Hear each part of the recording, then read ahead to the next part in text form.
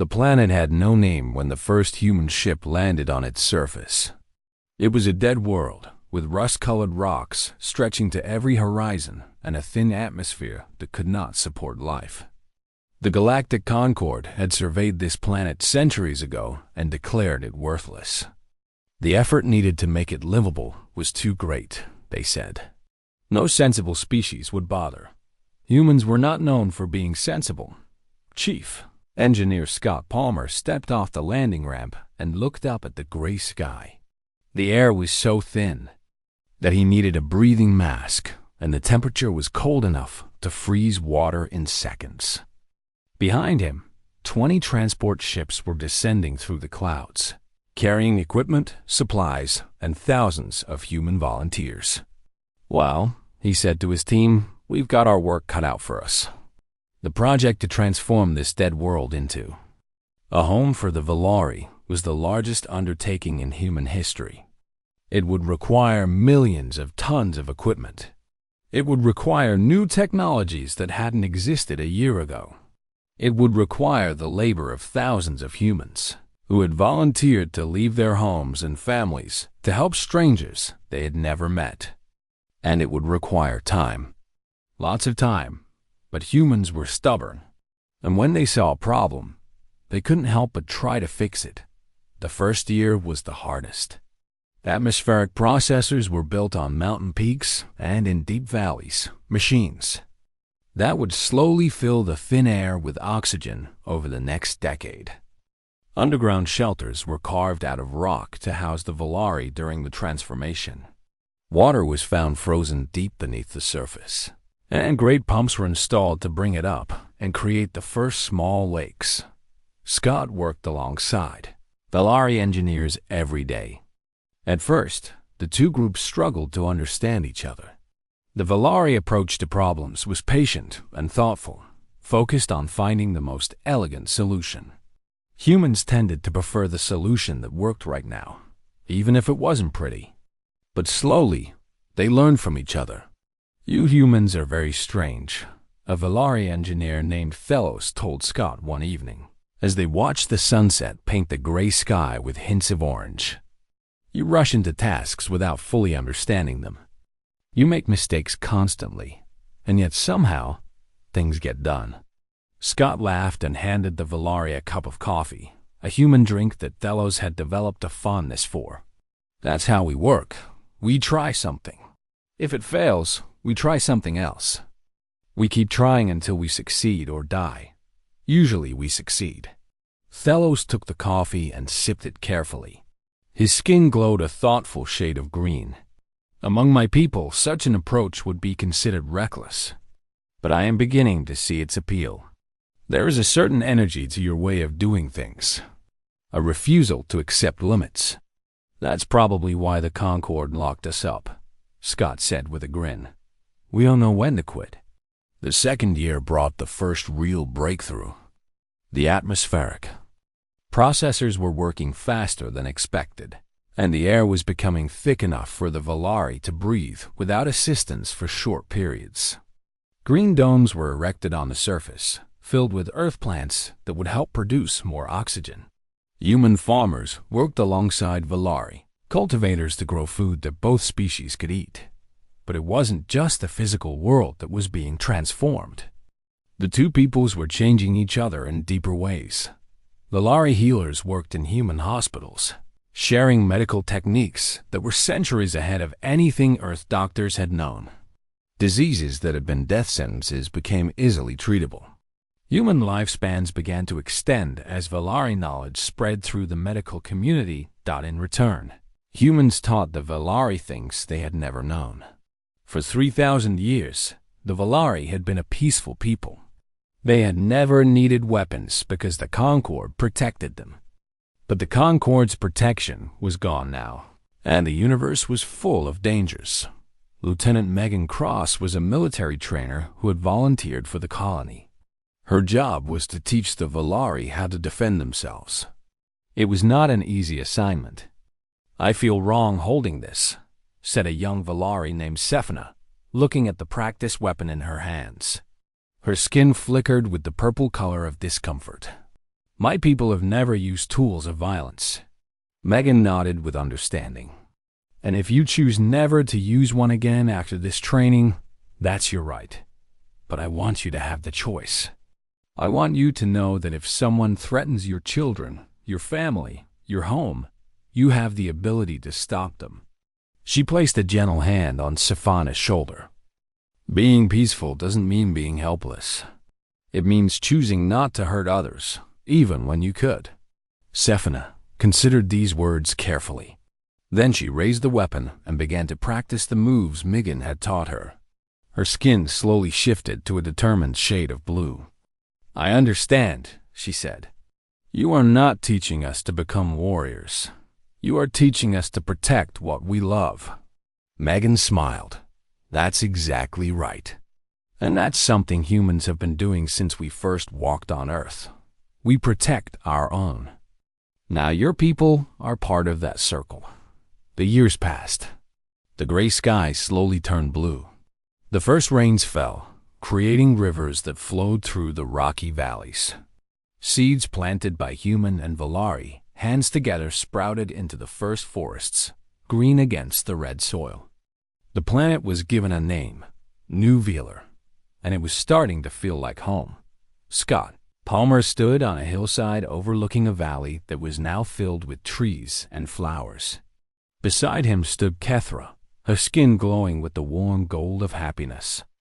A gentle wind carried the scent of growing things, a smell that had not existed on this world 5 years ago.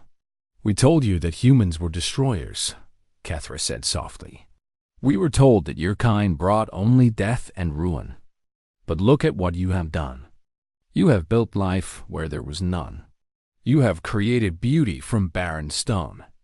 Scott picked up a handful of the dark soil that had been dead rock when he first arrived. Now it was rich and full of life, ready to support generations of growth. We're not saints, he said honestly. We've made plenty of mistakes in our history. We've fought wars and caused suffering. But we've also learned from those mistakes. And the one thing we're really good at is building things. Give us a challenge and we'll find a way. Why did you do this? Kethra asked. Your people spent enormous resources transforming this world. You sent your sons and daughters to work here for years. What did you gain? Scott thought about the question. He watched a group of children running through the meadow below, human and Valari mixed together, their laughter rising up to the hillside. I don't know if I can explain it, he finally said. It just felt like the right thing to do. You needed a home. We could build you one. When humans see someone in trouble, we want to help. It's just who we are. Catherine's skin rippled with colors. Scott had never seen before, emotions too complex for him to understand. But when she spoke, her voice was thick with feeling. Among my people, there is an old saying. We say that the greatest gift is not wealth or power, but the gift of belonging. You have given us that gift. No matter what happens in the future, no matter what trials we face, the Valari will never forget that humans gave us a place to belong when no one else would. Above them, the blue sky of New Velar stretched toward the horizon, filled with clouds that carried the promise of rain. Somewhere in that sky, human and Valari ships flew side by side, patrolling the borders of their shared home. The galaxy had called humanity dangerous. Perhaps they were right, but they were dangerous in ways the Concord had never imagined. Dangerous to despair, dangerous to cruelty, dangerous to anyone who believed that helping others was a weakness, and that, as the Valari were learning, was perhaps the most dangerous thing of all. The stars had never looked so cold to Kethra. She stood at the window of her ship, watching the familiar constellations of her home system fade into the endless dark. Behind her, she could hear the soft crying of children and the whispered prayers of the elders. Her skin, which normally glowed with soft colors that showed her feelings, had turned a deep shade of gray. It was the Valari color of grief. For 3,000 years, her people had served the Galactic Concord. They were healers who traveled to distant worlds to cure diseases. They were teachers who helped young species understand the ways of peace. They were diplomats who ended wars with words instead of weapons. The Valari had never raised a hand in anger against any living being, and now they were exiles. The crime was simple.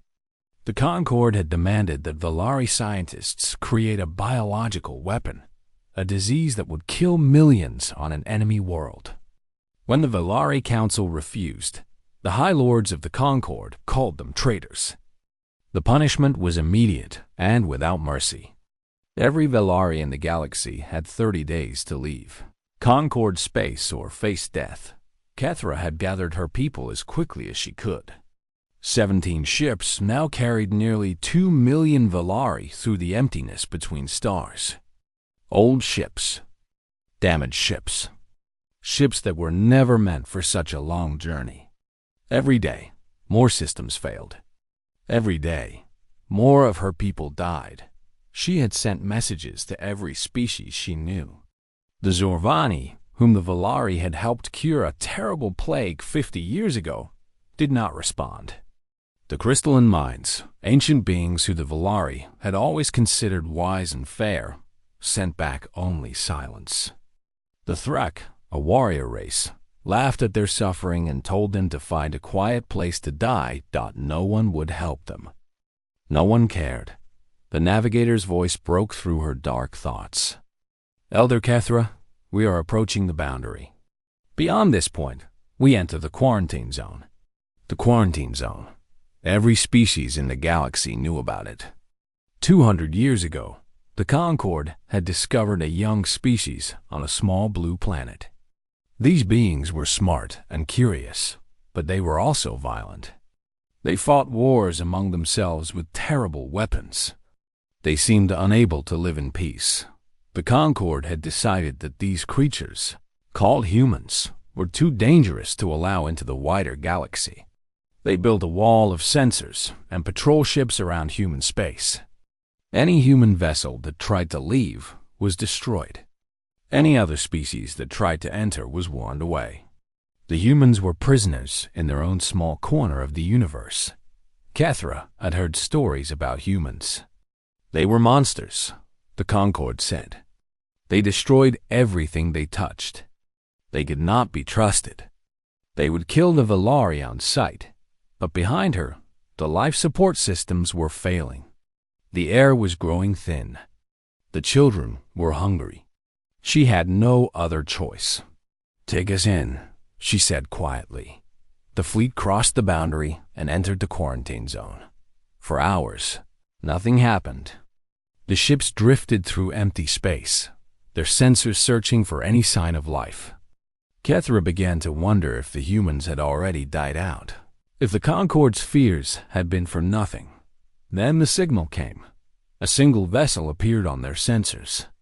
It was small compared to the great warships of the Concord, barely the size of a Valari transport. But it moved with a speed and purpose that surprised her. Within minutes, it had positioned itself directly in front of the fleet. On the bridge of the human ship Horizon, Commander Jake Morrison stared at the view screen in disbelief. In his 15 years of service, he had never seen an alien vessel. The quarantine zone kept humanity isolated from the rest of the galaxy.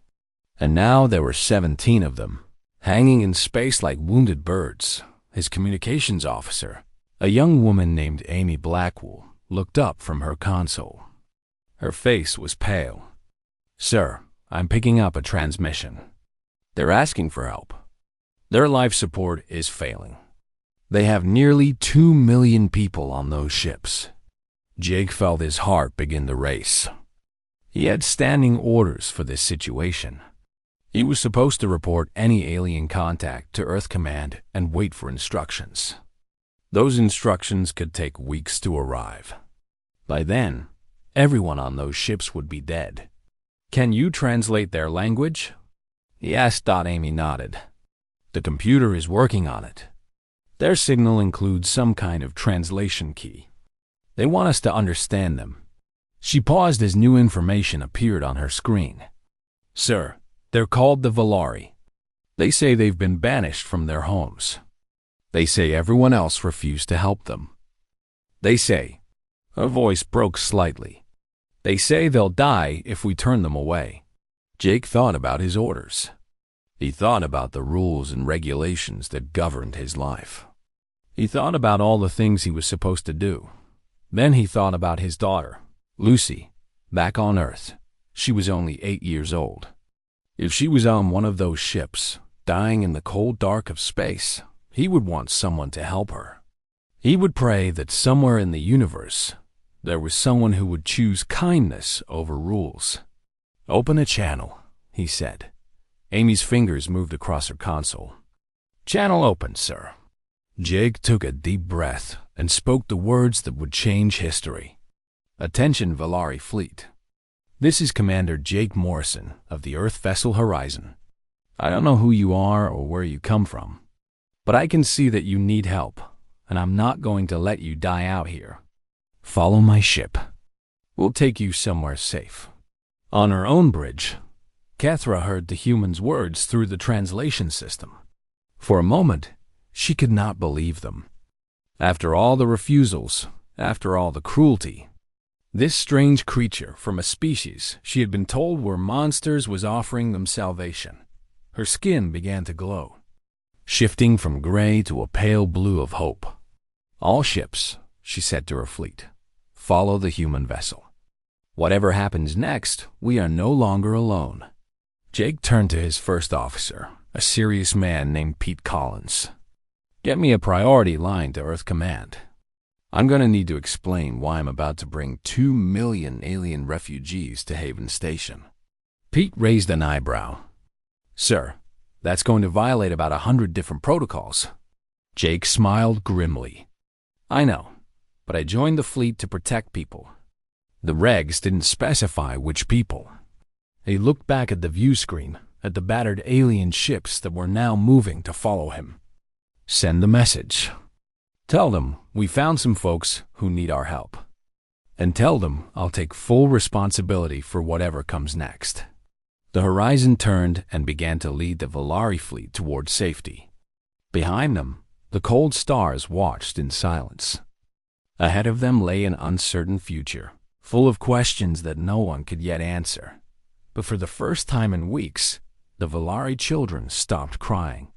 And on the human ship, the crew worked with quiet determination, preparing to welcome strangers who had traveled across the galaxy to find them. Neither species knew what would happen next, but both understood that something important had just begun. The news spread across Earth like fire. For the first time in 200 years, humanity had made contact with alien life. The pictures from Haven Station showed strange, beautiful beings with glowing skin. Beings who looked at human faces with something that could only be called hope. Within hours, every news channel on the planet was talking about nothing else. The United Earth Council met in emergency session in the Great Hall in Geneva. 500 representatives from every nation on Earth sat in their chairs, their faces showing fear, excitement, confusion, and anger in equal measure. The fate of 2 million alien refugees would be decided in this room. Senator Marcus Grant from the North American Union was the first to speak. He was a large man with a powerful voice, and he used that voice now to express the fears that many felt. "We don't know these creatures," he said, his words echoing through the hall. "We don't know their true intentions. For all we know, this could be a trick, a test. Maybe the Galactic Concord sent them here to see how we would react." He paused to let his words sink in. "And let us not forget who is really in charge of this galaxy. The Concord locked us in this corner of space like animals in a cage. They called us too violent, too dangerous. If we take in these Valari, if we protect criminals that the Concord has banished, we could be starting a war we cannot win." Many heads nodded in agreement. The fear was real. Everyone knew that the Concord's technology was far beyond anything humanity possessed. Their ships could cross the galaxy in days. Their weapons could destroy planets. If they decided to punish humanity for helping the Valari, There would be little anyone could do to stop them. But then another voice rose from the chamber. Ambassador Nicole Webb was 73 years old, with white hair and sharp eyes that had seen decades of human history unfold. She had spent her entire life dreaming of the day when humanity would take its place among the stars. Now she stood to fight for that dream. Senator Grant speaks of fear, she said calmly. And I understand that fear. We have been isolated for 200 years. We have been told that we are not good enough, not civilized enough, to join the galactic community. We have lived under the shadow of the Concord's judgment for generations. She looked around the room, meeting the eyes of her fellow representatives. But I ask you this, what kind of people do we want to be? The kind who turn away the desperate and the dying because we are afraid? The kind who let children starve in the darkness of space because helping them might be inconvenient? She walked to the center of the chamber, where a holographic display showed images of the Volari refugees. Mothers holding babies. Elders with tired eyes. Young ones who had lost everything they knew. These people came to us because everyone else refused them. The great and powerful species of the galaxy looked at their suffering and turned away. But we are not like them. We know what it means to be alone. We know what it means to be judged and found wanting. And we know, better than anyone, the value of a helping hand when all seems lost. The debate continued for hours. Some spoke of the practical problems. Where would 2 million aliens live? What would they eat? How would human systems support beings with different biological needs? Others worried about cultural conflicts, about diseases, about the 1,000 ways that contact between two different species could go wrong. Then, on the third day of debate, a new voice entered the discussion. Dr. Ben Torres was a xenobiologist who had been stationed at Haven Station when the Volari arrived. He appeared before the council as a holographic image, his face tired but full of emotion. I have spent the last 3 weeks working with the Volari medical teams, he said. I came to them as a scientist, curious about their biology and their technology. What I found changed my life. He held up a small device that glowed with soft light. In the first week, they shared medical knowledge with us freely, without asking for anything in return. This device can detect cancer cells in the human body before they become dangerous. They just gave it to us, because they wanted to help. The chamber was silent as he continued. I asked one of their healers why they were so generous. We hadn't agreed to help them yet. They didn't know if we would turn them away, but they were already teaching us, already healing our sick. He paused, his voice growing thick with feeling. The healer looked at me with those strange, beautiful eyes and said, "Your people are suffering. We can ease that suffering. Why would we wait to do good simply because we are not certain you will do the same?" Dr. Torres looked directly at the council members. I have treated hundreds of Volari now. I have watched them comfort each other in grief. I have seen their children play with human children on Haven Station, laughing together even though they don't share a common language. These are not monsters. They are not a threat. They are simply people who need our help. And if we turn them away, if we send them back into the dark to die alone, then the Concord will have been right about us. We will have proven that we are the monsters. The vote came on the 11th day. The chamber was so quiet that every representative could hear their own heartbeat. The numbers appeared on the great screen at the front of the room. Yes, 312. No, 287. The resolution passed. By a margin of only 25 votes, humanity decided to offer sanctuary to the Volari refugees. Ambassador Webb closed her eyes and let out a breath she felt like she had been holding for days. Around her, some representatives cheered while others sat in worried silence. No one knew what this decision would bring. No one knew how the Concord would respond. But across the planet, in homes and schools and workplaces, Ordinary people watched the news and felt something stir in their hearts. Pride, hope, the sense that humanity had just taken a step toward becoming something better. On Haven Station, Jake Morrison heard the news and immediately went to the Volari section of the station. He found Kethra standing with a group of her people, all of them watching the broadcast with wide eyes. "What does this mean?" Kethra asked, her skin flickering with uncertain colors. Jake smiled. "It means you're not refugees anymore. It means you're under our protection. It means you're welcome here." Kethra's skin burst into brilliant gold, the Volari color of joy. Around her, others began to glow with the same light, until the entire section of the station seemed to be filled with warmth. "We do not know how to repay this kindness," she said softly. Jake shook his head. "You don't need to repay anything. You needed help. We could help. That's all there is to it." He offered his hand in the human gesture of friendship. "Welcome to Earth space. I hope you'll be happy here." Kethra looked at his hand for a moment, then gently touched it with her own. Her fingers were warm, and they trembled slightly. "You have given us more than safety," she said. "You have given us hope that the galaxy is not as cruel as we feared. We will never forget this. Never." Outside the station, the stars continued their eternal dance. Somewhere beyond the quarantine zone, the Galactic Concorde waited and watched. The future was uncertain, perhaps dangerous, but in that moment, none of that mattered. What mattered was that two species, strangers from different corners of the universe, had chosen to face that future together. 5 years had passed since humanity welcomed the Volari.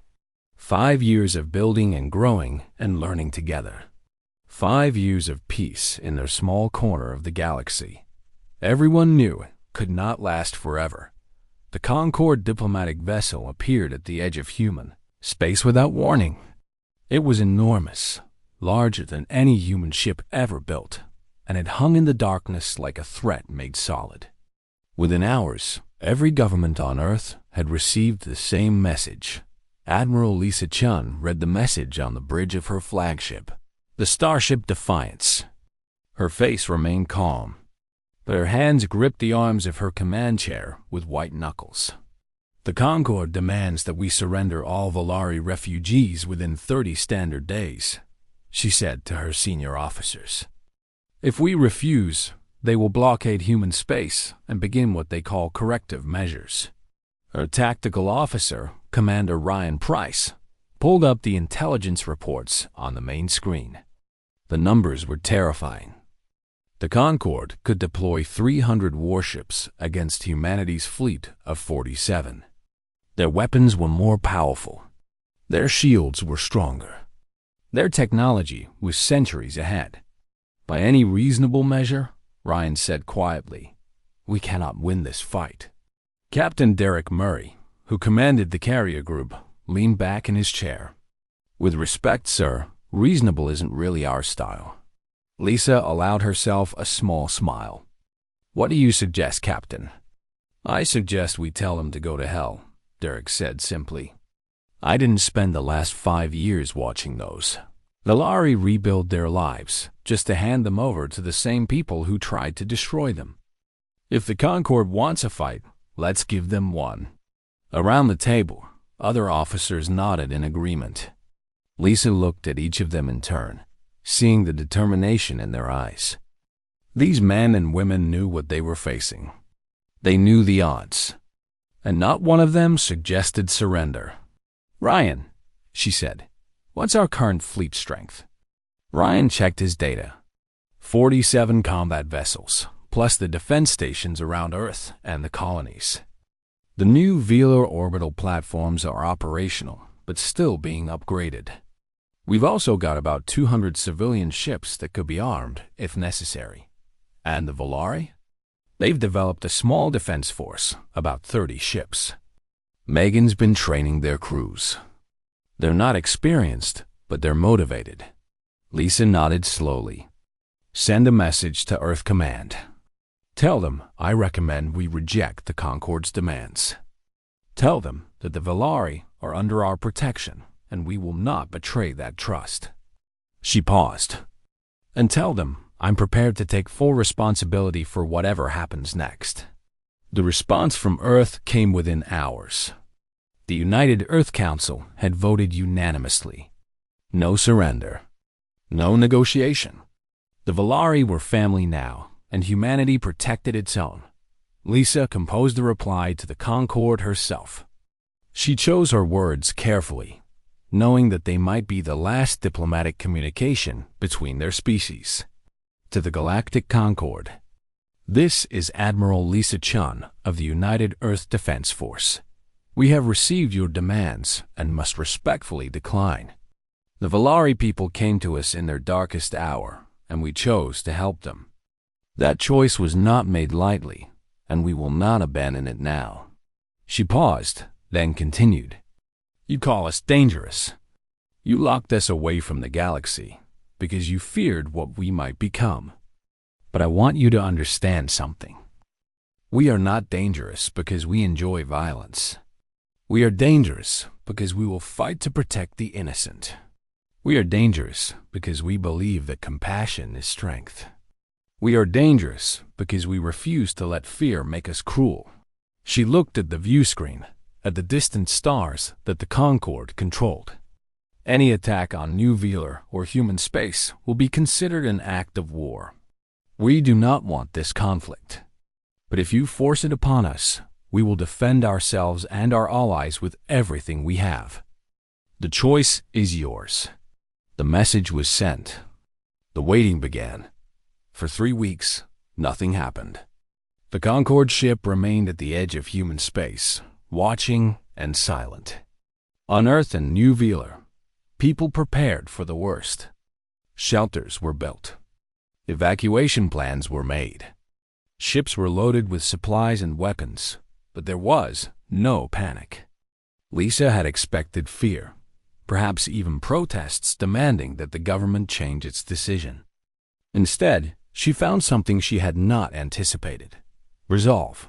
Volunteers flooded the military recruitment centers. Civilians with no combat experience demanded to help however they could. On New Velar, Valari citizens stood alongside human colonists, preparing to defend their shared home. "Why are you doing this?" a Concorde observer asked during a monitored communication. "You cannot win. You must know that." Lisa's response was broadcast across all human channels. "You're probably right. Your ships are better than ours. Your weapons are stronger. If this becomes a war, many of us will die." She let those words hang in the air before continuing. "But we've done the math, and we've decided that some things are worth dying for. Protecting the innocent is worth dying for. Standing up against tyranny is worth dying for. Being the kind of people who don't abandon their friends, that's worth dying for." In homes across human space, people watched her speech. Parents held their children closer. Old soldiers checked their weapons. Young people who had never known war began to understand what their ancestors had faced in darker times. And on New Velar, Cathara watched with tears streaming down her face. Her skin glowed with colors she could not control, a mixture of grief and gratitude and something that might have been love. "You would die for us," she whispered. "You barely knew us, and you would die for us." The human beside her, a young engineer named Sam Fletcher, shrugged in that casual way humans had. "That's just how we are. Once you're part of the family, we stick with you, no matter what." The Concorde fleet began to gather beyond the quarantine zone. 300 ships, representing the military might of a civilization that had ruled the galaxy for millennia. Against them, humanity had fewer than 50 proper warships and a collection of civilian vessels hastily converted for combat. The odds were impossible. Everyone knew it, but something strange was happening. Messages began arriving from unexpected sources. A small group of Zolvani ships appeared at the edge of human space, their captains demanding to join the defense. A crystalline vessel, ancient and mysterious, drifted into position near the human fleet. Even a handful of Threk fighters arrived, their warrior pilots declaring that they wanted to see these famous human soldiers in action. "What is happening?" Lisa asked her communications officer when the reports came in. The officer shook her head in amazement. "Word has spread, Admiral.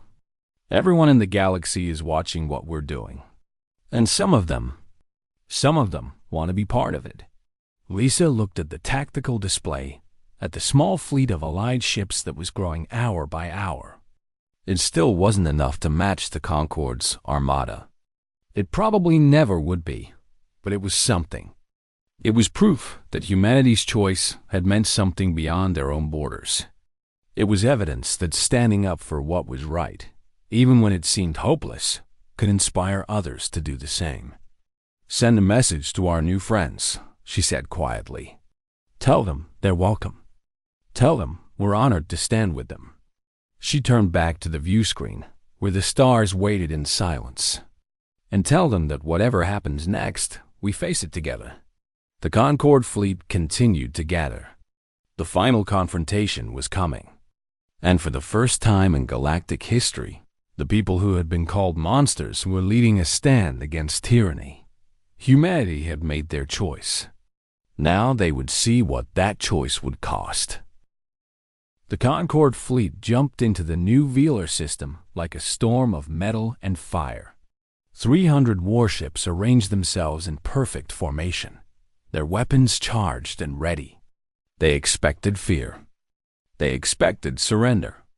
They expected the young, primitive species called humanity to finally understand its place in the galaxy. What they found instead was something they had never anticipated.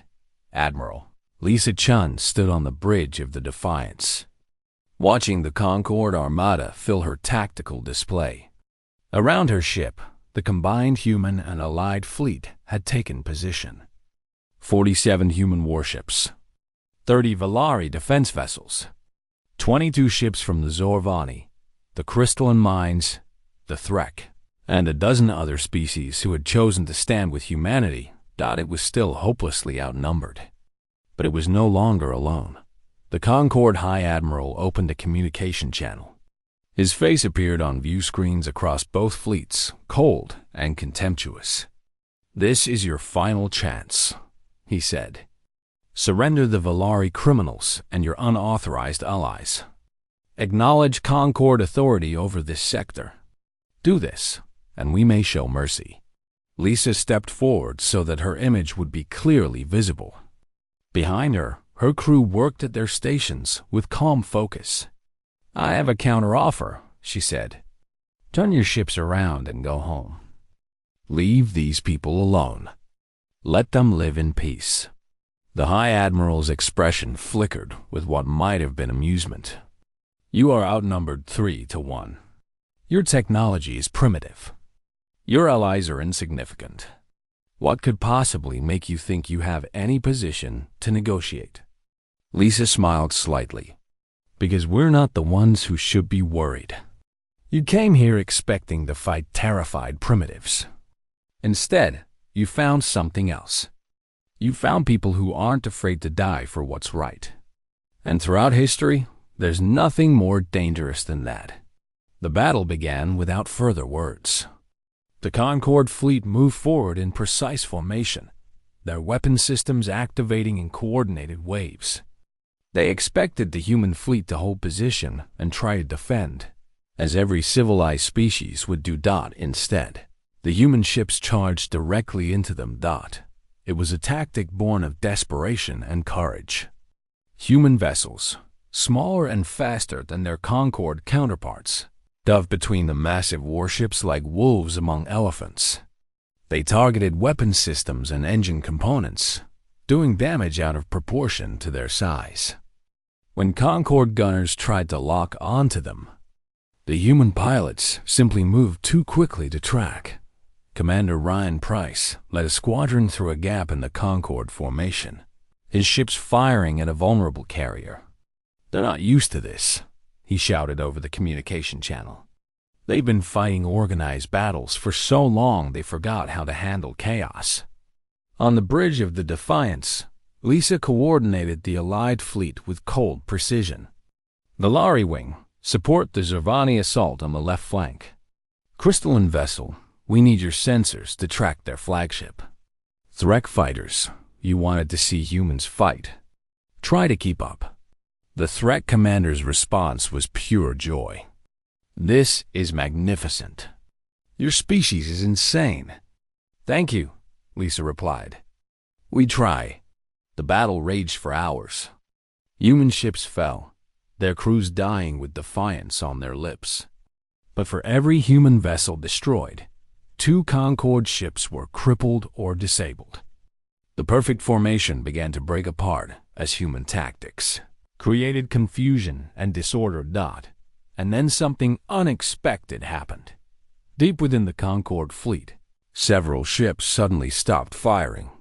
Their crews had been watching the battle, watching these strange beings from a quarantined corner of the galaxy throw themselves against impossible odds rather than abandon their friends. And something in them had changed. We will not fire on these people, one Concorde captain announced over an open channel. They have shown more honor today than the Concorde has shown in 1,000 years. We stand down. Other ships followed. First a few, then dozens.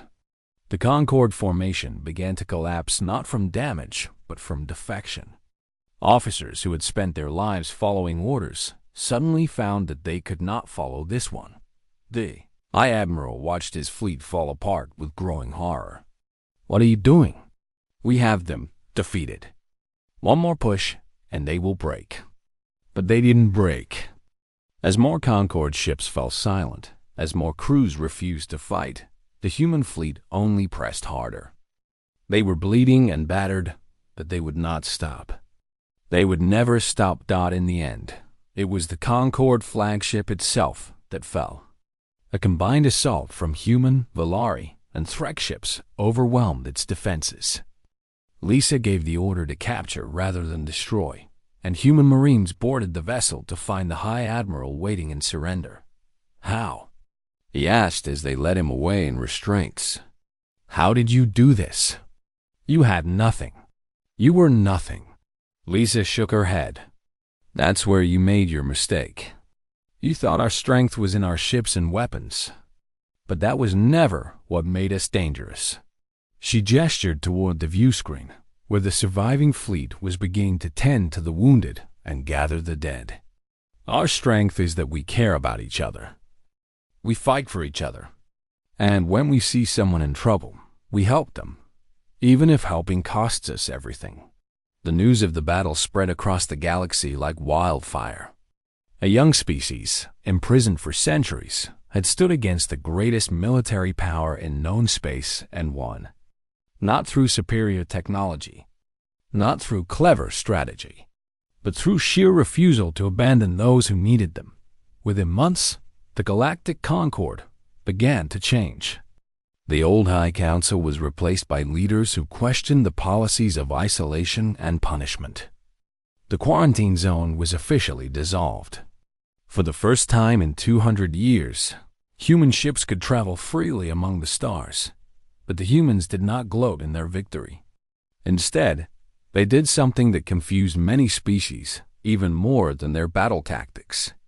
They began reaching out to those who had opposed them. They offered aid to Concorde worlds that were struggling. They proposed treaties of friendship and cooperation. They acted not as conquerors, but as neighbors. Why? The new Concorde speaker asked during the first formal diplomatic meeting. We tried to destroy you. We imprisoned you for centuries. We nearly killed everyone you loved. How can you possibly want peace with us? The human ambassador, a woman named Karen Brooks, smiled gently. Because hatred is exhausting. Because revenge doesn't build anything. And because we'd rather have friends than enemies. She leaned forward. We never wanted to fight you. We just wanted to protect people who needed protection. Now that the fighting is over, we'd like to get back to what we're really good at. And what is that? Helping. building, making things better. Give us a problem, and we'll solve it. Give us a broken world, and we'll fix it. It's just what we do. On New Velar, a memorial was erected at the site where human ships had first landed years ago. It stood in a meadow filled with flowers, overlooking valleys that were now green with forests and blue with lakes. 2 inscriptions were carved into the stone. The first, in Valari script, they came as strangers. They left as family. In our darkest hour, humanity did not ask what we could offer them. They only asked what we needed. May we spend eternity worthy of their kindness. The second, in English, home isn't where you're from. It's where they take you in. Cathra stood before the memorial, her skin glowing the warm gold of peace. Beside her stood Lisa Chun, now retired from military service and serving as Earth's first ambassador to New Velar. The galaxy called your people dangerous, Cathra said softly. They were right, but not in the way they thought. Lisa nodded. We're dangerous to despair, dangerous to cruelty, dangerous to anyone who thinks compassion is weakness. Around them, children ran through the meadow, human and Valari playing together as they had for years now. Their laughter rose up into the blue sky, carried by winds that had not existed when this world was dead and empty. What happens now? Cathra asked. Lisa looked up at the sky, at the stars that were now open to both their peoples. Now we keep doing what we've always done. We find people who need help, and we help them. We find broken things and fix them. We build a galaxy where no one has to be alone. Cathra's skin rippled with emotion too complex to name. And if others try to stop you? If new threats emerge? Lisa smiled, the same stubborn smile that had carried humanity through centuries of struggle and growth. Then we'll face them together. That's what family does. The sun set over New Velar, painting the sky in colors of orange and purple and gold. 2 peoples who had once been strangers watched it together, united by bonds stronger than blood or species or the vast distances between stars. The galaxy had tried to lock humanity away. Instead, humanity had shown the galaxy a different way to live. Not through conquest or domination, but through simple, stubborn kindness. And that, in the end, was the most powerful force in the universe.